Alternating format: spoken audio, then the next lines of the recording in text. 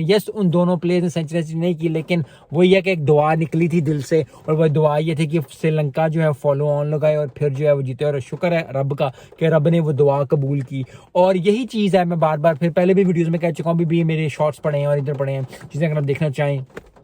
तो उसमें यही बात है कि अपनी मेहनत जो है ना फुल करनी चाहिए, और दूसरों के लिए भी दुआ ना हमेशा करनी चाहिए, क्योंकि क्रिकेट आपको यही सिखाती है, या बाकी जो टीम जाके जो स्पोर्ट्स हैं, क्योंकि